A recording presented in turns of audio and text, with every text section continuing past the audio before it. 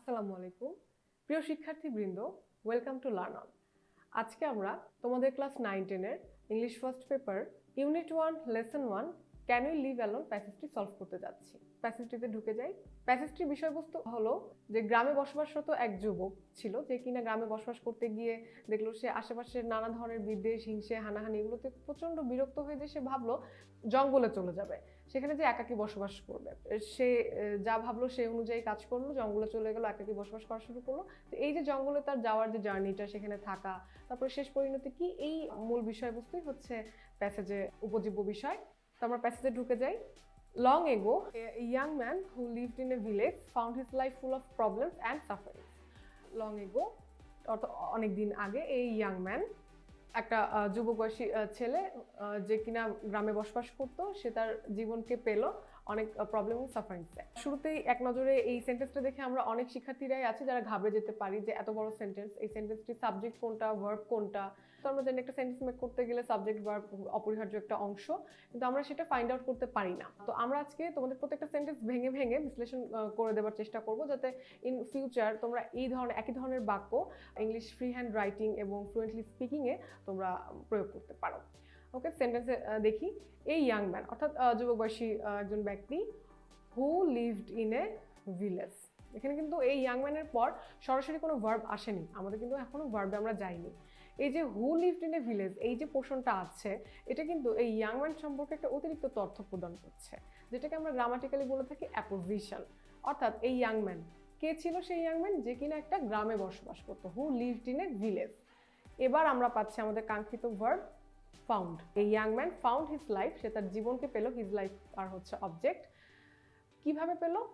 Full of problems and sufferings. অর্থাৎ এই his লাইফটাকে মডিফাই করছে, ফুল অফ প্রবলেমস অ্যান্ড সাফারিংস, মানে তার জীবনটাকে পেলে অনেক সমস্যায় জর্জরিত। তো এখানে আরেকটা লক্ষণীয় বিষয় কি? ফুল of problems and sufferings. Full of problems and sufferings, এটা আমরা ডে টু ডে লাইফে নিজেরা কথা বলার সময় বলতে পারি যে my life is full of problems and sufferings, বা his life is full of problems and sufferings, অথবা চ্যালেঞ্জেস, হ্যাঁ, যে কোনো নাউন দিয়ে ইউজ করতে পারি। Okay, next sentence. Quarrels, ill feelings, jealousy, enmity, all are part of everyday life there. Quarrels অর্থ ঝগড়া, ইল ফিলিংস বিদ্বেষ, জেলাসি ঈর্ষা, ইনমিটি অর্থ শত্রুতা। তো এই সবগুলোকে একসাথে ইন্ডিকেট করছে কে বলতো? অল। এটা হচ্ছে আমার প্রোনাউন, এটাই হচ্ছে সাবজেক্ট। ইন্ডিকেট করছে চারটা ডিফারেন্ট জিনিসকে, কোয়ারেল, ইল ফিলিং, জেলাসি, এনমিটি। এই প্রত্যেকটাকে অল ইন্ডিকেট করছে বলে অলের ভার্ব এসেছে ওয়ার, প্লুরাল, তাই না? ওয়াজ আসেনি কিন্তু। ওকে, তাহলে এটা আমার ভার্ব কিসের অংশ? এভরিডে লাইফ, আমার তার দৈনন্দিন জীবনের অংশ হয়ে দাঁড়িয়েছে। পার্ট মানে আমরা জানি অর্থ অংশ। সুতরাং হি আমার subject, the young man left verb his house and went to a jungle to leave by himself. অর্থাৎ সে তার বাড়ি ত্যাগ করলো এবং বসবাস করার জন্য সে জঙ্গলে গেল। এখানে লক্ষণীয় বিষয় অ্যান্ড, আমার কনজাংশন অ্যান্ড দ্বারা যুক্ত করা হয়েছে দুইটা ক্লজকে, দুইটা স্বাধীন ক্লজকে অ্যাড করা হয়েছে। একটা হচ্ছে হি লেফট হিজ হাউস, আমার সাবজেক্ট সেম থাকবে, আবার আরেকটা ক্লজ হচ্ছে হি ওয়েন্ট টু এ জঙ্গল। অর্থাৎ এখানে কিন্তু ভার্বও আলাদা, এখানে লেফট, এখানে ওয়েন্ট। তাহলে কি ত্যাগ করলো? সে বাড়ি ত্যাগ করলো। লেফট হিজ হাউস, কোথায় গেল? ওয়েন্ট টু এ জঙ্গল, জঙ্গলে গেল। কেন?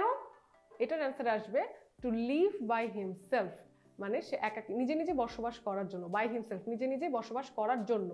টু প্লাস ভার্ব, এই স্ট্রাকচারে টু এর পর আমরা জানি ভার্বের মেইন ফর্ম বা বেস ফর্ম বসে, ঠিক আছে? তাহলে এটা আমার purpose related sentence. There he made a nice little hut with wood, bamboo and reeds. অর্থাৎ সেখানে, দেয়ার মানে সেখানে, হি কি করলো? তৈরি করলো, মেড করলো ভার্ব, এ নাইস লিটল হাট, একটা খুব সুন্দর ছোট্ট কুড়ে ঘর তৈরি করলো। হাট মানে কুড়ে ঘর। কি দিয়ে তৈরি করলো? উড দিয়ে, কাঠ, ব্যাম্বু মানে বাঁশ, রিডস নলখাগড়া, ঠিক আছে? এগুলো দিয়ে একটা সুন্দর কুড়ে ঘর তৈরি করলো। নেক্সট সেন্টেন্স, তৈরি করার পর সে বলল, ah how happy I am here, said the man to himself. Ah how happy I am here, এই সেন্টেন্সে কি লক্ষ্য করছি দেখো তো। সেন্টেন্সের শুরুটা হয়েছে হাউ, এটা একটা কি? WH word. তো সাধারণত আমরা WH ওয়ার্ড কোন সেন্টেন্সগুলোতে দেখি? ইন্টারোগেটিভ সেন্টেন্সে, তাই না? প্রশ্নবোধক কোনো বাক্যে। তো কিন্তু এখানে স্ট্রাকচার একটু লক্ষ্য করলে দেখবো যে সাবজেক্ট আমার আয়ের আগে ভার্ব আছে না পরে ভার্ব আছে। হ্যাপি কিন্তু ভার্ব না, এটা আমার অ্যাডজেক্টিভ। ভার্বটা কিন্তু পরে আছে, অ্যাম, এই অক্সিলারি ভার্ব। আই অ্যাম আছে, কিন্তু আমরা ইন্টারোগেটিভ সেন্টেন্সে দেখি যে এই অক্সিলারি ভার্বটা যখন শুরুতে চলে আসে অ্যাম আই, তখন সেটা প্রশ্নবোধক সেন্টেন্স হয়, তাই না? তাহলে অ্যাম আই হ্যাপি হেয়ার, আমি কি এখানে সুখী? না, এটা কিন্তু আমার জিজ্ঞাসা করে না। লাস্টে আবার কোয়েশ্চেন মার্ক কোনো, এখানে আছে এক্সক্লামেটরি সাইন, অর্থাৎ এই পুরোটা সেন্টেন্স হচ্ছে আমার এক্সক্লামেটরি সেন্টেন্স। মানে আমরা যখন কোনো আমাদের আবেগ অনুভূতি মানে বিস্ময়, ওয়ান্ডার এগুলো প্রকাশ করি, জয়, তখন আমরা এভাবে এই স্ট্রাকচার ফলো করে লিখি যে WH ওয়ার্ডের সাথে কোনো adjective plus subject plus verb then extension. Okay, আর লাস্টে অবশ্যই দেখবে এক্সক্লামেটরি সাইন থাকবে। তো ম্যানটা নিজে নিজে হার্ট তৈরি করার পর নিজেকেই নিজে বলছিল, আমি কত না সুখী এখানে। ফাইনালি সে গ্রাম থেকে বের হয়ে জঙ্গলে একাকী বসবাস করতে পারছে। Okay, next sentence. বাট কিন্তু ওয়ান ডে, একদিন সে লক্ষ্য করলো, হি আমার the young man subject, he found some mice object, কিছু ইঁদুর দেখলো কোথায়? ইন হিজ হার্ট, তার কুড়ে ঘরে। এখানে লক্ষণীয় বিষয় একটা যে এই যে মাইস, এটা অর্থ কি আমরা সবাই জানি, ইঁদুর, তাই না? কিন্তু আমরা এখানে একটু বচন ভেদে পড়বো। ইঁদুর, শুধু ইঁদুর, একটা ইঁদুরকে বোঝাচ্ছে নাকি অনেকগুলো ইঁদুরকে বোঝাচ্ছে কিন্তু, কারণ সামনেই আছে সাম মানে কিছু। সাধারণত আমরা জানি মাউস অর্থ হচ্ছে ইঁদুর, এটা সিঙ্গুলার ফর্ম ইঁদুরের, ঠিক আছে? আর মাইস হচ্ছে মাউসের প্লুরাল ফর্ম, অর্থ কিন্তু একই। মাউস হচ্ছে ইঁদুর, মাইস ইঁদুরগুলো। তাহলে একদিন সে তার হাটে কি খুঁজে পেল? কিছু ইঁদুর। Next sentence, the little creatures, অর্থাৎ এখানে কিন্তু এই সাবজেক্টটা কিন্তু ওই আগের আমার মাইসকে ইন্ডিকেট করছে, আগের লাইনের। এই ক্ষুদ্র ক্ষুদ্র জীবগুলো, সুন হচ্ছে আমার অ্যাডভার্ব, শীঘ্রই খুঁজে পেল, শীঘ্রই কি করলো? মেড আমার ভার্ব, হোজ এখানে অবজেক্ট দেন এক্সটেনশন। তারা কিছু ক্ষুদ্র ক্ষুদ্র গর্ত তৈরি করলো, কোথায়? ইন হিজ ব্ল্যাঙ্কেট, ওই ইয়াং ম্যানের কোম্বলে। ব্ল্যাঙ্কেট মানে কম্বল। Okay, next sentence, so he brought a cat to kill the mice, যেহেতু মাইসগুলো এতগুলো মানে ইঁদুরগুলো এত জ্বালাচ্ছে, সো সে কি ঠিক করলো? একটা ক্যাট আনলো, ব্রট এটা আমার ভার্ব, বিড়াল আমার অবজেক্ট। কিসের জন্য? কেন? এই যে আবার পারপাস রিলেটেড বাক্যাংশ চলে এসেছে আমার, টু কিল দ্য মাইস। আমি আগে বলেছি টু পার ভার্ব, এটা সাধারণত কিসের জন্য, কি কারণে, এটার অ্যান্সারে আমরা বলি টু কিল দ্য মাইস, ইঁদুরগুলোকে মারার জন্য।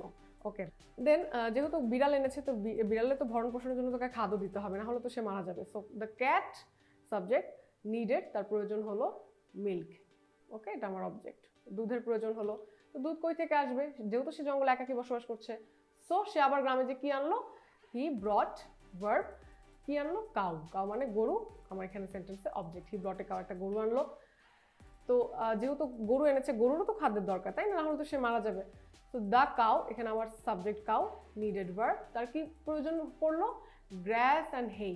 গ্রাস অর্থ হচ্ছে ঘাস, আর হেই অর্থ হচ্ছে খড়। Okay, then next sentence, so he brought a cowhand, যেহেতু এই ঘাস খড় এগুলো কি গরু একাকে নিজেই সরবরাহ করতে পারবে না, তাকে অবশ্যই সরবরাহ করে দেওয়ার জন্য একজন হেল্পিং হ্যান্ডের দরকার, সে হচ্ছে কে? Cowhand. সো হি মানে ইয়াং ম্যান ব্রট, আনলো কাকে? Cow hand. কাউ হ্যান্ড অর্থ হচ্ছে রাখাল। Okay, next sentence, the cowhand, এখানে ওর সাবজেক্ট হয়ে গেছে। রাখাল যেহেতু আসছে, রাখাল বালক, এতদিন তো ইয়াং ম্যান নিজেই একাকি তার খাবার চাহিদা মেটাতে পারছিল, কিন্তু আরেকটা মানুষ এসেছে, তারও তো খাবারের দরকার, তাই না? সে না হলে মারা যাবে। তো হি নিডেড ফুড, খাদ্য, এখানে আমার অবজেক্ট।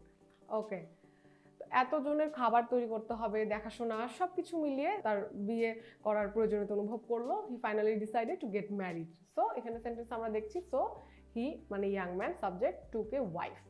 টুক এ ওয়াইফ মানেও যা, ম্যারিড টু এ উইমেন মানেও তা, হ্যাঁ, মানে সে বিয়ে করলো। ওকে, কিসের জন্য? টু কুক মিলস, এই যে খাবার সরবরাহ করতে হচ্ছে, খাবারগুলো তৈরি করার জন্য, রান্না করার জন্য। নেক্সট সেন্টেন্স, দেন তারপর, children were born to them. এখানে আমরা একটু লক্ষ্য করলে দেখবো সেন্টেন্সটা কিন্তু স্বাভাবিক অ্যাক্টিভ ফর্মে নাই। এটা এই সেন্টেন্সের স্ট্রাকচারটা দেখে বুঝতে পারছি এটা হচ্ছে প্যাসিভ ভয়েসে আছে। কেন? কীভাবে বুঝলাম? এখানে এই auxiliary verb were was were মানে এগুলোর পরে যখন আমরা দেখি যে একটা ভার্বের পাস্ট পার্টিসিপল ফর্ম ইউজ হয় তখন আমরা বুঝি যে সেন্টেন্সটা প্যাসিভে আছে, তাই না? তো এই অক্সিলারি ভার্বের পর বিয়ার এর বোন ইউজ করা হয়েছে টু দেম। এটার অ্যাক্টিভ যদি আমরা করতাম সেন্টেন্সটা এরকম হতো যে they gave birth to children. Okay, তো এখানে চিলড্রেনটা মেইনলি অবজেক্ট ছিল যে তারা যেহেতু বিয়ে শাদী করেছে তো তাদের তো বাচ্চা কাচ্চা হবে, তো বাচ্চা কাচ্চা এই চিলড্রেনটা ওখানে প্যাসিভ করার সময় সাবজেক্টে পরিণত হলো অবজেক্টের জায়গা থেকে, আর দেটা কি হলো প্যাসিভে অবজেক্ট হয়ে গেল যে কিনা অ্যাক্টিভ সেন্টেন্সের সাবজেক্ট ছিল। ওকে, অ্যান্ড দ্বারা কি যুক্ত করছি? The man found himself again in a family. এই যে তার এত কিছু করা, সে গ্রাম থেকে বের হয়ে আসলো কিসের জন্য? মানে to lead a peaceful life, শান্তিপূর্ণভাবে বসবাস করার জন্য। কিন্তু আলটিমেটলি কি সেটাই হলো? গল্পের শেষ পর্যায়ে আমরা চলে এসেছি, দেখা যাচ্ছে যে দ্য ম্যান, সেই ইয়াং ম্যান, ফাউন্ড হিমসেলফ, নিজেকে খুঁজে পেলো এগেইন ইন এ ফ্যামিলি, অর্থাৎ আবার কোনো একটা পরিবার, একটা সামাজিকবদ্ধ একটা জীবনে সে নিজেকে ফিরে পেলো, again in a family. Okay, next sentence. So যেহেতু আমরা সামাজিক জীব, সাধারণত গল্পের বিষয়বস্তু এটাই যে আমরা কেউই একা বসবাস করতে পারি না। তো সুতরাং নোবডি ক্যান লিভ অ্যালোন, আমরা মানে নোবডি, কেউই একা বসবাস করতে পারে না। ক্যান, কুড, শ্যাল, শুড এগুলো হচ্ছে আমরা জানি মডাল অক্সিলারি, এটার সাথে সবসময় ভার্বের হচ্ছে বেস ফর্ম বসে, মেইন ফর্ম বসে। Okay, so nobody can live alone, কেউ একাকী বসবাস করতে পারি না। তারপরে লক্ষণীয় বিষয় হচ্ছে আরেকটা পোর্শন আছে সেন্টেন্সে, ক্লজ আছে, তার শুরুতে আছে আনলেস। আনলেসের অর্থ হচ্ছে যদি না। তো সেন্টেন্সটা আবার দেখি, unless that person is either an angel or a devil. এখানে ইউজ করা হচ্ছে ইদার অর, এটা আমরা দেখি, এটা হচ্ছে পার্টস অফ স্পিচের ইদার ডট ডট অর। হ্যাঁ, এটা হচ্ছে কনজাংশন। এটা যখন কোন সেন্টেন্সে থাকে, ইদারের সাথে একটা ওয়ার্ড থাকে, অরের সাথে একটা ওয়ার্ড থাকে, এর অর্থ দাঁড়ায় যে হয় এটা না হয় এটা। তাহলে এই সেন্টেন্সে আমরা প্রায়োগিক দিকটা দেখি, নোবডি ক্যান লিভ অ্যালোন, কেউ একাকী বসবাস করতে পারে না যদি না, আনলেস দ্যাট পারসন, দ্যাট এখানে নোবডিকে বোঝাচ্ছে। হ্যাঁ, দ্যাট পারসন, ওই মানুষটা হয় এঞ্জেল অর্থাৎ ফেরেশতা, না হয় ডেভিল অর্থাৎ শয়তান। মানে সমাজে মানে কেউ যদি শয়তান আর ফেরেশতা না হয় তাহলে এমন কেউ নাই যে একাকী বসবাস করতে পারে, মানে কেউই আমরা একাকী বসবাস করতে পারি না। পিপল নিড ফুড, পিপল মানে সমাজে যারা আমরা বসবাস করি, আমরা সবাই, তোমরা সবাই, আমাদের দরকার পড়ে কি? Need verb. ফুডের দরকার পড়ে খাদ্য, শেল্টার আশ্রয়, দরকার পড়ে কম্পানিয়ন্স সঙ্গীত, দরকার পড়ে অ্যান্ড হেল্প সাহায্য সহযোগিতা। আমরা গল্পে কিন্তু এটাই দেখে আসলাম যে মাইস মারার জন্য যে ক্যাট কিনেছে, ক্যাটের দুধের দরকার ছিল, তো কাউয়ের জন্য আবার গ্রাস অ্যান্ড হেই দরকার ছিল, তো তার জন্য আবার রাখালকে আনার জন্য রাখালের খাদ্যের প্রয়োজন হলো, আলটিমেটলি সে বিয়ে করলো। তো ফুডের তো অবশ্যই, একটা মানুষ বেঁচে থাকার জন্য তো খাদ্য মানে অনিবার্য, অপরিহার্য একটা জিনিস। তারপরে শেল্টারের দরকার, গ্রামে এসে কি সে বন জঙ্গলে একদম গাছের নিচে বসবাস করা শুরু করলো না, ইয়াং ম্যানটা কিন্তু নিজের আশ্রয়স্থল নিজেই তৈরি করে নিয়েছিল, হি মেড এ নাইস লিটল হাট। তারপরে তার কোম্পানিয়নের দরকার হলো, যে মানে জীবন সঙ্গী বা সঙ্গী, সে বিয়ে করলো, ঠিক আছে। তারপরে হেল্প, তার সাহায্য, এ তো প্রতিনিয়ত তো দরকার হলো। Okay, they need to look after each other. They মানে আমার পিপলকে বোঝানো হচ্ছে, মানে সমাজে বসবাসরত আমরা সবাই। দে নিড টু, তাদের দরকার, নিড টু প্রয়োজন, to look after each other, একে অপরকে দেখাশোনা করে রাখার জন্য প্রয়োজন। They need to look after each other and if they live in a family or community their needs can be fulfilled. এই সেন্টেন্সের স্ট্রাকচারে দেখি শুরুতেই আছে ইফ, তাই না? তো ইফ দ্বারা যে সেন্টেন্স শুরু হয় সেটা আমরা সাধারণত গ্রামারে পড়ে এসেছি, এগুলোকে বলা হয় কন্ডিশনাল সেন্টেন্স, ঠিক আছে, মানে শর্ত সাপেক্ষ, মানে যদি এটা হয় তাহলে ওইটা হবে। তাহলে এর স্ট্রাকচার অনুযায়ী দেখি যে দে আমার সাবজেক্ট, তার সাথে লিভ, এটা কিন্তু প্রেজেন্ট টেন্সে আছে, তাই না? এই পোর্শনটা প্রেজেন্ট টেন্সে আছে, কমা দিয়ে আরেকটা পোর্শন যুক্ত আছে, দেয়ার নিডস ক্যান বি, এটাও প্রেজেন্ট মডেল বলা যেতে পারে। হ্যাঁ, ক্যান বি ফুলফিল, তার মানে এটা হচ্ছে আমার ফার্স্ট কন্ডিশনাল। ওকে, এই সেন্টেন্সের স্ট্রাকচার হচ্ছে আমার ফার্স্ট কন্ডিশনাল। তো if they live in a family or community, অর্থাৎ যদি তারা একটা পরিবার আর কমিউনিটিতে বসবাস করে, তাহলে দেয়ার নিডস, কাদের নিডস? এই পিপলদের needs, their needs can be fulfil. এখানে লক্ষণীয় বিষয়, এখানেও কিন্তু এই পোর্শনটা প্যাসিভ আকারে আছে, তাই না?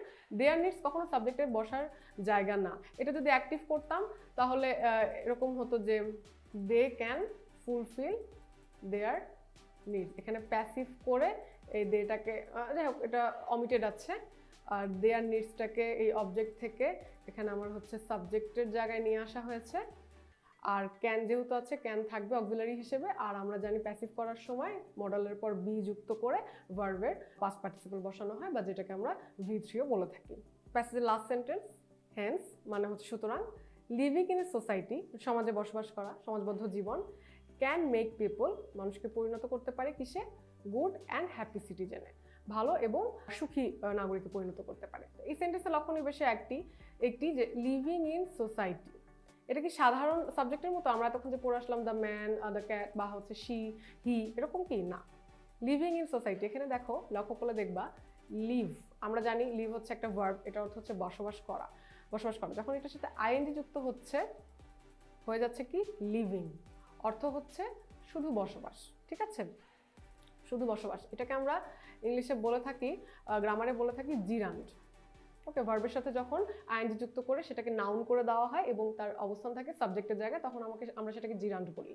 সো লিভিং এখানে জিরান্ড হিসেবে ইউজ হয়েছে। তো বসবাস কোথায়, ইন সোসাইটি, তাহলে একত্রে মিনিং করলে হয় সমাজে বসবাস, সমাজবদ্ধ জীবন। এটা কি করে, মানুষদেরকে গুড অ্যান্ড হ্যাপি সিটিজেনে পরিণত করে। That's all, thank you for your patience hearing me.